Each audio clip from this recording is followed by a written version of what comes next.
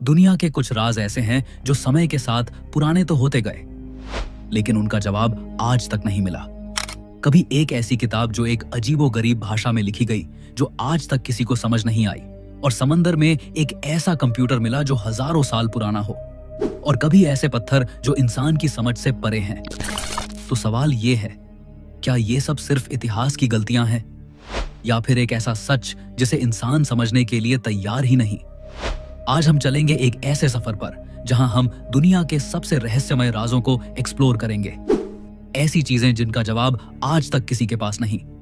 दोस्तों, अगर आपने अभी तक हमारे इस चैनल को सब्सक्राइब नहीं किया है तो जरूर सब्सक्राइब कर लें, क्योंकि आपके एक सब्सक्राइब से हमें बहुत मोटिवेशन मिलता है और हम आपके लिए ऐसी और वीडियोस बनाते रहेंगे। तो चलिए शुरू करते हैं पहले रहस्यमय राज से, जो है वॉयनेज मैन्युस्क्रिप्ट। एक ऐसी किताब जिसमें दुनिया के नियम ही उल्टे लगते हैं। सोचो, तुम्हें एक किताब मिलती है जो एक अननोन लैंग्वेज में लिखी हो, जिसमें अजीबोगरीब पौधों की तस्वीरें बनाई गई हों, और जिसका मतलब समझने की कोशिश में दुनिया के जाने माने साइंटिस्ट्स भी फेल हो गए हों। यही है वॉयनेज मैन्युस्क्रिप्ट, दुनिया की सबसे रहस्यमय किताब। 1912 में एक रेयर बुक्स डीलर विल्फ्रेड वॉयनेज को यह किताब इटली के एक पुराने मोनेस्ट्री से मिली थी। इस किताब के अंदर 240 से ज्यादा पेज हैं, पर आज भी कुछ पेज मिसिंग हैं। रेडियोकार्बन डेटिंग के बाद साइंटिस्ट्स ने कंफर्म किया कि यह किताब साल 1400 से 1440 के बीच लिखी गई थी, यानी लगभग 600 साल पुरानी है। पर असली रहस्य शुरू होता है इसके कंटेंट से। आखिर किताब के अंदर क्या है, आइए जानते हैं। हर पेज पर एक अननोन स्क्रिप्ट लिखा हुआ है। ये लैंग्वेज दुनिया के किसी भी कल्चर, किसी भी सिविलाइजेशन से मैच नहीं करती। इसमें ऐसे सिंबल्स और अल्फाबेट्स हैं जो इंसान ने कभी पहले नहीं देखे, और तस्वीरें कुछ अजीब और अनोखे पौधों की बनाई गई हैं जो रियलिटी में कहीं मौजूद ही नहीं। कुछ पेजेस पर एस्ट्रोलॉजिकल डायग्राम्स हैं, ऐसे स्टार्स और गैलेक्सीज जो मिडीवल यूरोप के लोग जानते ही नहीं थे। सबसे हैरान करने वाली बात, कुछ इलस्ट्रेशंस में naked women strange green liquid में स्नान करती हुई दिखाई गई हैं, जिनके आसपास ट्यूब और पाइप्स जैसी चीजें बनी हैं, जैसे किसी अननोन टेक्नोलॉजी का स्केच हो। कुछ लोग मानते हैं कि यह किताब एक एलियन सिविलाइजेशन का मैसेज है जो हम समझ नहीं पा रहे, और कुछ लोग मानते हैं शायद ये एक ऐसी एंशिएंट सभ्यता का रिकॉर्ड है जो खत्म हो गई और उसकी लैंग्वेज हमारे लिए हमेशा के लिए खो गई। कुछ हिस्टोरियंस कहते हैं कि शायद ये एक मेडिवल मेडिकल गाइड है जो विमेन्स हेल्थ और हर्बल मेडिसिन पर लिखी गई थी, पर अगर ऐसा होता तो लैंग्वेज डिकोड हो जाती। कुछ एक्सपर्ट्स बोलते हैं कि शायद ये एक फेक मैन्युस्क्रिप्ट है जो मिडीवल जमाने में पैसा बनाने के लिए लिखी गई। पर सवाल उठता है, एक फेक किताब में इतना कॉम्प्लेक्स लैंग्वेज और सिस्टमैटिक सिंबल्स क्यों लिखे जाते? 100 साल से ज्यादा हो गए, पर इस किताब का कोड अब तक ब्रेक नहीं हुआ। आर्टिफिशियल इंटेलिजेंस और मॉडर्न क्रिप्टोग्राफी के बावजूद वॉयनेज मैन्युस्क्रिप्ट एक अनसॉल्व्ड पजल है। और सबसे बड़ी बात, हर पेज देखने पर लगता है जैसे इसमें कोई हिडन नॉलेज है जो इंसान से छुपाया गया हो, जैसे ये किताब किसी और दुनिया की साइंस हो। Number 2, Nazca lines. सोचो, एक ऐसा रेगिस्तान जहां मिट्टी और पत्थर के बीच जमीन पर खींचे गए लकीरों से इतने बड़े बड़े डिजाइन्स बने हैं कि उन्हें सिर्फ आसमान से ही देखा जा सकता है। ये हैं नाज़का लाइंस जो पेरू के नाज़का डेजर्ट में पाए गए हैं। जमीन पर चलने वाले इंसान को ये लाइंस बस रैंडम और अजीब सी खुदाई लगती हैं, लेकिन जब 1930 के आसपास पहली बार एयरप्लेन्स ने नाज़का के रेगिस्तान के ऊपर से उड़ान भरी तो उन्होंने एक हैरतअंगेज खुलासा किया। वहां पूरे डेजर्ट में 300 से ज्यादा जियोमेट्रिकल शेप्स, एनिमल्स और मिस्टीरियस फिगर्स बने हुए थे। सोचो, किसी ने एक इंसान की शक्ल, एक मंकी, एक जायंट हमिंगबर्ड और एक स्पाइडर रेगिस्तान की जमीन पर खींच दिए, और वो भी इतने बड़े स्केल पर कि उन्हें सिर्फ आसमान से ही समझा जा सकता है। ये लाइंस नाज़का सिविलाइजेशन 200 BCEE से 600 CEE के लोगों ने बनाई थी। रेगिस्तान की अपर लेयर एक तरह की रेडिश ब्राउन मिट्टी से भरी है। अगर इस लेयर को हटा दिया जाए तो नीचे से एक हल्का ग्रे व्हाइट सरफेस निकलता है। नाज़का के लोगों ने इसी सरफेस को एक्सपोज करके लाइंस बनाई। लेकिन सवाल यह है, इतने बड़े और परफेक्ट डिजाइन्स उन्होंने बनाए कैसे? उस टाइम कोई ड्रोन नहीं था, कोई एयरप्लेन नहीं था। जमीन पर खड़े होकर इंसान को कभी समझ ही नहीं आता कि पूरा डिजाइन क्या बन रहा है।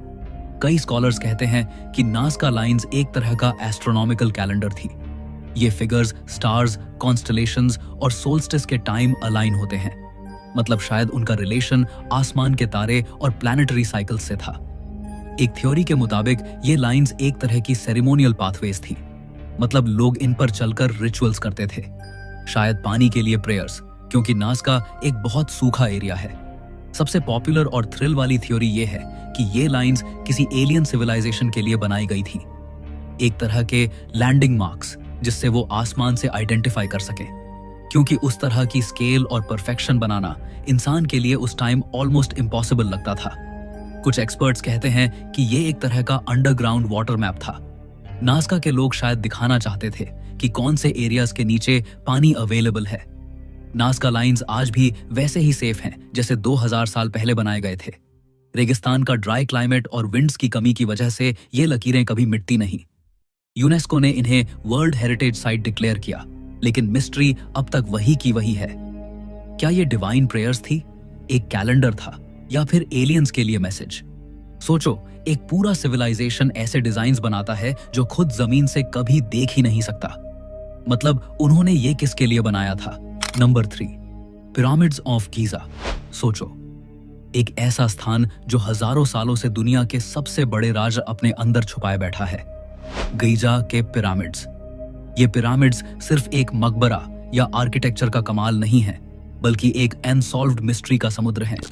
सबसे ज्यादा डिस्कशन होती है ग्रेट पिरामिड ऑफ खुफू के अंदर छुपे हुए सीक्रेट चैम्बर्स के बारे में। जब इस पिरामिड का कंस्ट्रक्शन हुआ था लगभग 4500 साल पहले, तब उसे इतनी एक्यूरेसी के साथ बनाया गया था कि आज के मॉडर्न इंजीनियर्स भी हैरान हो जाते हैं।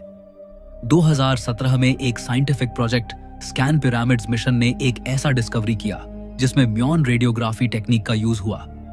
ये एक तरह की कॉस्मिक रे इमेजिंग है जो वॉल्स के अंदर छुपे स्पेसेस को डिटेक्ट करती है। और तब साइंटिस्ट्स ने कंफर्म किया कि खुफू के पिरामिड के अंदर एक बड़ा हिडन वॉइड एग्जिस्ट करता है, लगभग एक कमर्शियल एयरप्लेन जितना लंबा। अब सवाल उठता है, ये चैम्बर किस काम का था? कुछ लोग कहते हैं कि ये एक कंस्ट्रक्शन कॉरिडोर था जो पिरामिड बनाते वक्त इस्तेमाल हुआ और बाद में सील कर दिया गया। दूसरे रिसर्चर्स मानते हैं कि ये एक रॉयल बरियल चैम्बर हो सकता है जिसमें अभी तक किसी को घुसने का मौका नहीं मिला। और कुछ थ्योरिस्ट्स का मानना है कि ये चैम्बर एंशिएंट टेक्नोलॉजी या फराओ के खजाने का सीक्रेट वॉल्ट हो सकता है। और मिस्ट्री और गहरी तब हो जाती है जब ये पता चलता है कि पिरामिड के अंदर आज तक ऐसे नैरो शाफ्ट्स और कॉरिडोर्स भी हैं जिनका पर्पज किसी को समझ नहीं आया। जैसे एक शाफ्ट डायरेक्टली स्टार्स की अलाइनमेंट में बना हुआ है, जो इस बात की तरफ इशारा करता है कि इजिप्शियंस का एस्ट्रोनॉमी और आफ्टर लाइफ के साथ गहरा कनेक्शन था। पिरामिड्स के अंदर के चैम्बर्स का राज अभी तक पूरी तरह सॉल्व नहीं हुआ। आज भी वहां एक्सपेरिमेंट्स और स्कैनिंग चल रही है, लेकिन अंदर फिजिकली एंटर करने की परमिशन नहीं दी जाती क्योंकि वो स्ट्रक्चर डिस्टर्ब हो सकता है। सोचो, अगर एक दिन ये चैम्बर्स ओपन हो गए तो क्या हमें एक खजाना मिलेगा, या फिर ऐसी नॉलेज जो इंसान की हिस्ट्री को हमेशा के लिए बदल दे? पिरामिड्स के अंदर छुपा ये सीक्रेट चैम्बर अभी भी दुनिया का एक ऐसा राज है जो हर जनरेशन को चैलेंज करता है। Number 4, Easter Island moai statues. Pacific Ocean के बीच एक छोटा सा आइलैंड है ईस्टर आइलैंड, और यहीं खड़े हैं वो अजीब और बड़े बड़े मोआई स्टैच्यूज जिन्हें देखकर हर इंसान हैरान रह जाता है। वहां जमीन पर 13 फीट से लेकर 30 फीट तक के पत्थर के इंसान जैसे चेहरे खड़े हैं। कुछ का वेट 80 टन तक है, और ये सब स्टोन टूल्स से बनाए गए थे। मतलब ना कोई मशीन ना आयरन, सिर्फ प्रिमिटिव टूल्स। सबसे बड़ी दिक्कत यह है कि इतने बड़े पत्थर काटकर उन्हें माउंटेन के क्वेरी से लेकर किलोमीटरों दूर तक कैसे ले जाए गए। वहां के लोकल्स कहते हैं कि स्टैच्यूज चलकर अपने आप जगह तक गए।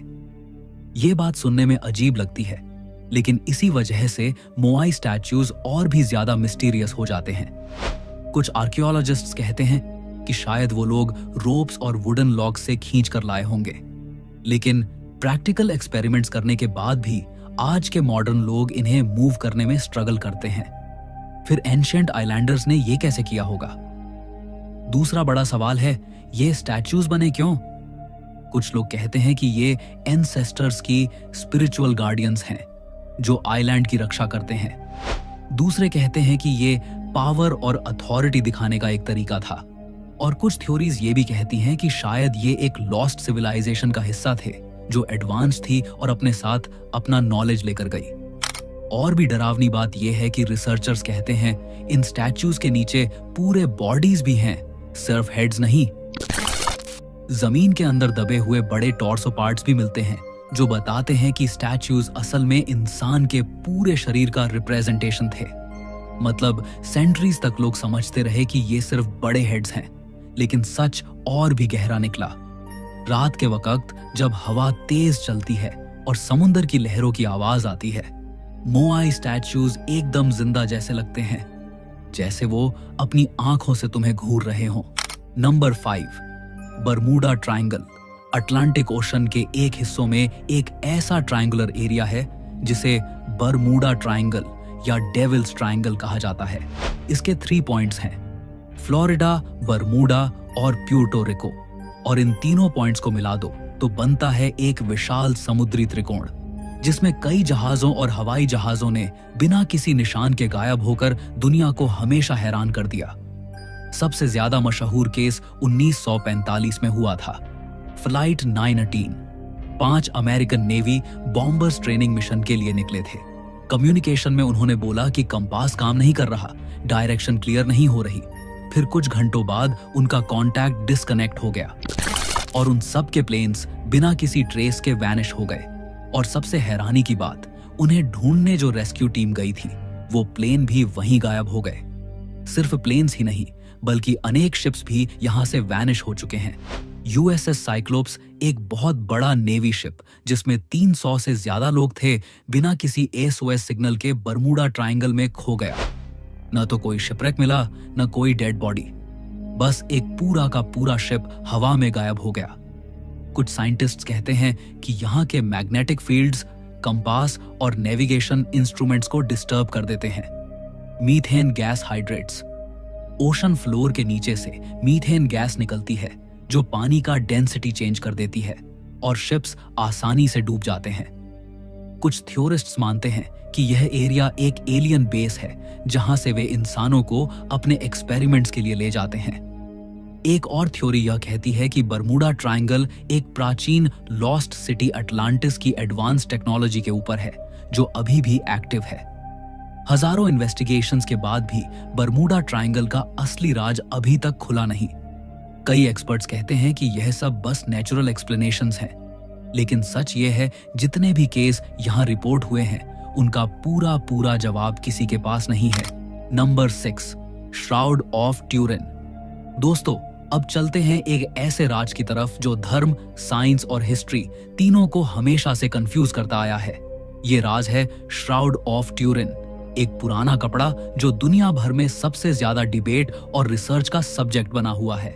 सोचो, एक ऐसा कपड़ा जो इतना पुराना है कि उस पर एक आदमी की पूरी बॉडी का फेंट सा इमेज दिखाई देता है। ये कपड़ा इटली के ट्यूरिन शहर में रखा गया है और इसी वजह से इसे श्राउड ऑफ ट्यूरिन कहा जाता है। बहुत से लोग मानते हैं कि ये वही कपड़ा है जिसमें जीसस क्राइस्ट को उनकी डेथ के बाद लपेटा गया था। इस श्राउड पर एक लंबे दाढ़ी वाले आदमी की पूरी बॉडी की आउटलाइन नजर आती है, जैसे किसी ने फोटो खींचकर कपड़े पर छाप दी हो। उस इमेज में आदमी के चेहरे, हाथ, पैर और पीठ तक के निशान दिखते हैं। और सबसे हैरत की बात यह है कि उस आदमी के शरीर पर वही वुंड्स हैं जो बाइबल में जीसस के क्रूसिफिक्शन के वक्त बताए गए हैं। हाथों और पैरों पर कीलों के छेद, पीठ पर मार के निशान और सिर पर कांटों का ताज। साइंस ने इसको समझने की बहुत कोशिश की है। 1988 में कुछ साइंटिस्ट्स ने कार्बन डेटिंग टेस्ट किया और बोला कि श्राउड सिर्फ 700 साल पुराना है, मतलब जीसस के टाइम का नहीं हो सकता। लेकिन बाद में और रिसर्चर्स ने कहा कि श्राउड पर पॉल्यूशन, एग और रिपेयर्स की वजह से कार्बन डेटिंग सही रिजल्ट नहीं दे पाई। कुछ एक्सपर्ट्स तो कहते हैं कि कपड़े की फाइबर में एक ऐसी लाइट रेडिएशन हुई थी जो नॉर्मल दुनिया में पॉसिबल ही नहीं, जैसे एक सुपरनैचुरल फ्लैश ने इमेज को कपड़े पर प्रिंट कर दिया हो। आज तक कोई कंफर्म नहीं कर पाया कि श्राउड ऑफ ट्यूरिन असली है या एक मीडिवल जमाने का बनाया गया फेक रेलिक। लेकिन जब भी इसे देखा जाता है, लोग एक अजीब सी स्पिरिचुअलिटी और मिस्ट्री महसूस करते हैं। ये एक ऐसी चीज है जो साइंस और फेथ के बीच की एक बड़ी पजल बनी हुई है। दोस्तों जरा सोचिए, क्या ये सच में जीसस का श्राउड है जो उनके रेजरेक्शन का सबूत देता है, या फिर सिर्फ एक केयरफुली क्राफ्टेड इल्यूजन है जो ह्यूमन हिस्ट्री का सबसे बड़ा रिलीजियस मिस्ट्री बन गया? Number 7, Antikythera mechanism. समुद्र के गहरे पानियों में एक जहाज का कैला टूटा पड़ा है। वहां से एक ऐसा पुराना जंग लगा हुआ लोहे का टुकड़ा निकला जो पहले तो एक खराब धातु का टुकड़ा लगता था, लेकिन जब साइंटिस्ट्स ने उसे ध्यान से देखा तो उनकी सांसें रुक गईं। ये कोई आम धातु का टुकड़ा नहीं था, ये था एंटिकेथेरा मैकेनिज्म, एक ऐसा यंत्र जो अपने समय से हजारों साल आगे था। 1901 में ग्रीक डाइवर्स एक शिपरेक एक्सप्लोर कर रहे थे जो एंटिकेथेरा आइलैंड के पास डूब चुका था। वहां उन्हें गोल्ड, स्टैच्यूज और ऑर्नामेंट्स मिले, लेकिन सबसे बड़ी डिस्कवरी थी एक रस्टेड गियर मशीन। पहले आर्कियोलॉजिस्ट्स को लगा ये बस एक टूटा हुआ एस्ट्रोलॉजिकल इंस्ट्रूमेंट है, लेकिन जैसे जैसे रिसर्च हुई पता चला कि ये तो एक इनक्रेडिबल मशीन है जो 2000 साल पुरानी है। इसमें छोटे छोटे गियर्स, व्हील्स और डायल्स लगे हुए थे, बिल्कुल एक मॉडर्न क्लॉक की तरह। रिसर्च के बाद पता चला कि ये मैकेनिज्म सूरज, चांद और ग्रहों की गति कैलकुलेट कर सकता था, ग्रहण प्रिडिक्ट कर सकता था, यहां तक कि ओलंपिक गेम्स की डेट्स भी बताता था। सोचो, 2000 साल पहले एक मशीन जो आज के कंप्यूटर जैसा काम करती थी, कैसे बनाया होगा? ये सबसे बड़ी मिस्ट्री है। उस दौर 100 BCE में ऐसी टेक्नोलॉजी होने का कोई रिकॉर्ड नहीं है। मेटल गियर्स का इतना एडवांस डिजाइन बनाने के लिए प्रीसाइज टूल्स चाहिए होते हैं जो तब के लोगों के पास थे ही नहीं। कुछ एक्सपर्ट्स कहते हैं कि शायद लॉस्ट एंशिएंट सिविलाइजेशन या किसी अननोन जीनियस ने यह बनाया होगा।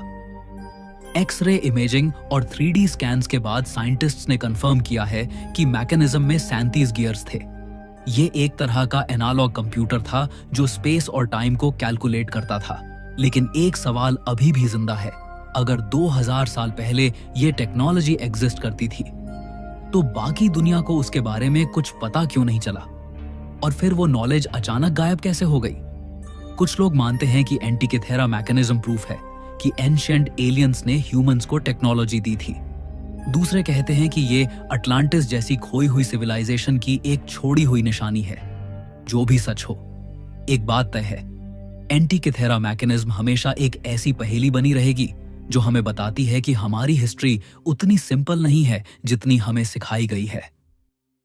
दोस्तों, मिलते हैं अगली वीडियो में एक और रहस्यमय राज के साथ। आपने अभी तक हमारे इस चैनल को सब्सक्राइब नहीं किया है तो जरूर सब्सक्राइब कर लें।